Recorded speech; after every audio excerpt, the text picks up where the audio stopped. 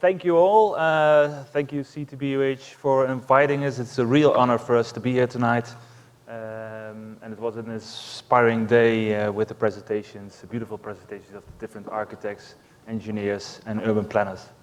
So we have the privilege to be the last presenters of the day. So we tried to keep it a little bit short, but impressive, hopefully. Ah, stick. Where is it?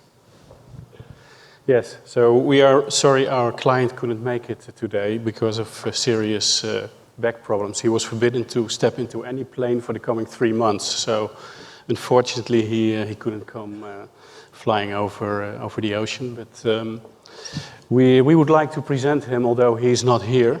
His name is Karim Jabour, and he's actually the guy who made this building possible. And this is just a photo of the architects team with Karim. And the building was finished at the end of 2015. And we want to also to explain a little bit, because he's not here, so he gets a little bit special attention from us. We also want to explain a little bit how and why we make the cube, and our relationship with Karim Jabour, because we think that a good client also creates good architecture and good buildings. So we met him in 2008 in Saudi Arabia. We were then young architects, and we were invited with the three of us to design 3 villas, 3 big villas, 800 square meters, 1400 square meters. And we presented it there. That was the location visit you saw on the last slide. And he started the meeting, said, yeah, guys, I only have 30 minutes. So please wrap it up, give me a quick speech. After 2 hours, 5 hours, we were still there, the whole board of directors was there, and we got a permission to build 3 villas. But that was 2008. Everyone knows the result. So we didn't have any contact, and after several years, we met him again for the cube. Okay, we thought we should address this issue while we stand here. When we were invited to enter this tall building competition, the first question that was asked by CTBUH to us is, how tall is your building? And this is why they ask, I think, because this is actually the situation.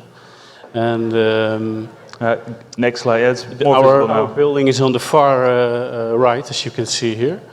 So we basically the drawings. When we told them that the building was 56 meters, they said, oh, that's perfect, because that is CTBUH approved. So we were accepted to send in for this competition. So special thanks more. And of course, we didn't do this alone. As we mentioned Karim before, he's our client. He's the developer from Ashari. Both Patrick and me are here representing Orange Architects. There is an architect of record, CBA Group, who did a perfect job in doing all the construction drawings in Lebanon. Of course, structural engineering, map design, and the main contractor, Aboud, who basically built the whole building in concrete in situ. The contact, as you know, also the Cyprus story. It's the same with Lebanon. Lebanon also in the geographic position, of course, everyone knows the political situation right now. It's very unstable. But then again, so Lebanon also had in its history several issues. But then again, it is a very strange or very beautiful place to be, because it's one of the, you have religions clash there. You have also sea and mountains at a range of 2 kilometers. So you can, we also did it. In the midday we were in the harbor eating fish, and 2 hours later we were on the ski piste. So it's a very special and vibrant location. It's this is the location of the mountains in Beirut. And maybe everybody remembers this picture. It's the World Press photo of 2006. As you may all know, Beirut was bombed several times in the last decades. There was, of course, a civil war. And what you can say anyway is that the city is very resilient. People are very resilient and always coming up. We had the feeling when we were visiting the city that it's like dancing on the brim of the volcano, but people are very much alive. And this photo shows it in one picture, I think. At the same time, it's a very nice Mediterranean, vibrant city with beautiful architecture and perfect restaurants.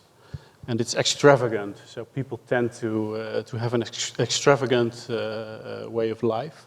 It's different, I think, than other places in the Middle East, where there is a combined culture of Christian and Muslim faith. And people are outgoing and extravagant. Yeah, because it's also an international place. Because a lot of Saudis, a lot of not now, but Syrians, Egyptians came there because of the freedom, because of the position in the complete region. But then again, if you visit Beirut, like this picture, this is from the air, of course. It's very monolithic. So the architecture of the city right now, it doesn't represent the life or the character of the city. So that was our main analysis when we visited. This is the site.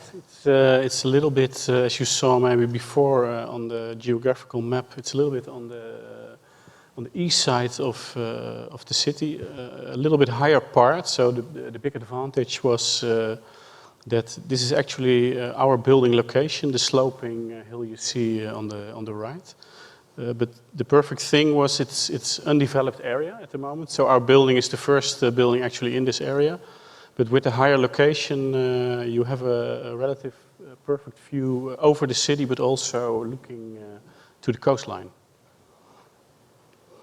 And right now, yeah, it's not on the street. It's also a crossing of the highway. It's on the rim of a valley with the river of Beirut. It's dried up in the summer, but it's also the slopey hill. So it's also a position where you can see the building from further away. So it's also ideal location of a nice tower. And of course, because you're on the hill, you have a free view, panoramic view. So also all around. So when Karim addressed us after, I think, 2-3 years, when we first met him in Riyadh, in Saudi Arabia, he asked us for a private piece of ground. It's family ground, and he said, I want to develop this building here, but I can go to an architect around the corner in Lebanon, but I was really impressed with your work. We did before, we couldn't realize it, but here I want something really special. A very innovative building that has iconic value. Yeah, you also could see it.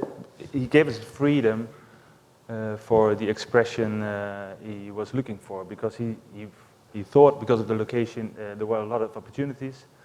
But then again, yeah, what it was exactly he didn't know. So he asked us, and we also analyzed the location, and we have a kind of a strategy of maximizing all things we think is important and could be useful for the design.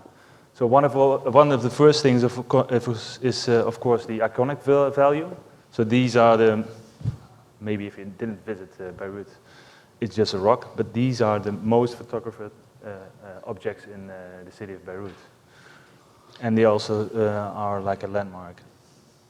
And the nice thing with this location is because it's a little bit outside of the city center on this a little bit higher location, is that not only the visibility from the tower to the city is perfect, but also the view on the location on the tower itself. So it was a perfect spot actually to present this landmark building. At the same time, this is, everybody knows this photo, of course. It's the building by Koenig. We wanted to maximize the panoramic view because we have a 360-degree view in our area. And at the same time, we were faced with limited program because we could build a certain maximum program. It was not so super big. and the wish from the client to at the same time build until the maximum height, which is this 56 meters, as I explained before. So we did a tough job in stretching the program actually up to the maximum height, but this gave us the opportunity to maximize the view in all directions. MIS, Chicago, free floor plan. It's also our goal was to create a maximum outdoor space for the apartment, within the regulation, of course, but also to have a free floor plan, so that you are free to design your house like you wanted to. If you wanted to more to the west or to the left, if you are with the multiple rooms or just one room, it should be possible because of the luxury feeling on this on the sign and plan. Beautiful example by Lautner in Mexico. We thought it was important if you live in a stacked building, in an apartment building, that at the same time you have generous outside space. You don't want a really nice apartment, but with a very small balcony. So we looked for a concept where we could maximize outside space. So basically it was about maximizing, you could say, all the senses, all the 5 senses as much as possible. So then we start thinking of, you saw the image of Beirut of the extrusion apartment buildings, and then we think, yeah, okay, this is topology there is in Beirut, but what if we can create outdoor spaces? So no inner balconies, but outside balconies. And the simple concept was just like stacking boxes. That was the first idea, like match boxes on top of each other. Then the top of the lower apartment could be the terrace for the upper apartment. Very simple, powerful idea. And just by putting 2 girders at the end and turning it every floor, you also have a constructual system. Very simple, very powerful, easy. Then, of course, we were faced with the question when we presented this concept, can we build this? And when we tried to explain the concept to the static engineer, it was quite difficult actually to explain the way statical engineering and load-bearing structures would function. So we had this model made, actually by my children, with Jenga. Everybody knows Jenga, I think, and we explained to him, well, if you have Jenga and you have 2 sticks, and you put the other 2 sticks in a 90 degrees tilted direction, and you do that vice versa all the way up, you have a very simple structure. And we literally took photos from the Jenga model and sent it to the static engineer in Beirut, and from then on it worked perfectly. Funny enough, because we make this girder construction in 2 directions, it has a very positive effect on the stability of the tower, because stability, of course, it's basically served by the core, but it's also served by the girder walls. And another aspect is, of course, with the Jenga, the blocks are relatively thick. Of course, our girder walls are thinner, they're 35 centimeters. All the load-bearing, all the load going down is actually only going down on the crossing points of the girders in the outside facade. So only 4 points on every floor where we need to get the loads down. So in the end, I think if you can make a building where the concept and the structure becomes the architecture, everything is just one. So you don't have to design the building and to explain it to the constructor, of the structural engineer, and to put some columns in, etc. So everything is one, and that was our goal. And it's the simplicity of this concept, of this design, was also very powerful. Also to explain to the local engineers how to develop the building further. Because there was also a thing, because you have to communicate from a long distance. We also visited Beirut, of course, but there are local parties who will take the design further. So we want to take you through a couple of slides where we basically show concept, structure, architecture in a follow-up of drawing, construction, photo, and final photo. So what we did, we thought was important on the ground floor where the building comes down, is to create a generous lobby and not have the building coming down in a rough way. So as you can see here, we managed to make a relatively big overhang on the ground floor. So underneath the big cantilevering part of the construction, the entrance lobby is situated. And this is a very nice way to enter because it also creates shade. And as you can see in the finalized picture, it creates a very kind of nice outside space that fluently continues in the inside space of the lobby. And as I told before, the whole structure is made of reinforced concrete. So they started 3 layers underground with the parking garage and basically poured their way up to the top. So it's actually a very super low-tech structure of reinforced concrete with window frames and balconies. And here you can see the floor plan. So we have the core. Elevator stairs are in it, and the girders are the construction facade and elements. So you can have the multiple possibilities how you can design your interior space, divided up with several walls, divided up with just one space. And we made several designs for the architect. The amazing thing, of course, is if you have the 2 girders, you have a free span, completely free span. Creating a magnificent panorama window overviewing the city. And also what we did with the girders was not just making straight windows in it, but more having also like the free design, celebrating more the Beirut living style. Here you have the interior. Because of the slide before, you saw the example with the free space all around the core. The section with 3 parking layers, as we described before, and the stacking of the boxes. Here you see the tilting, the 90 degrees tilting with the girder and the non-girder facades, vice versa. This is the building when it was finished in rough concrete, so without any other elements. We actually liked it very much when it was in this stage. It was one big sculpture, actually. And basically it was finalized by adding window frames. The temperature in Beirut is really moderate. It's a sea climate. It's 25 degrees mostly all year long, in summertime, in wintertime. For us in Holland, it was quite, as Dutch architects, I should say, it was quite exceptional that we didn't have to make any isolation in the building. So what we basically did is just coated the concrete and put the window frames in. So no, as we call them, cold bridges going from inside to outside. And it made the appearance of the building very pure, very monolith. Yeah, what I just spoke about is that you have the free windows and also the girders with a more like the free-form structure and also creating not very closed walls, so you can celebrate the panorama full around 360. So you can see also in the structure diagram, and it becomes very much 3D.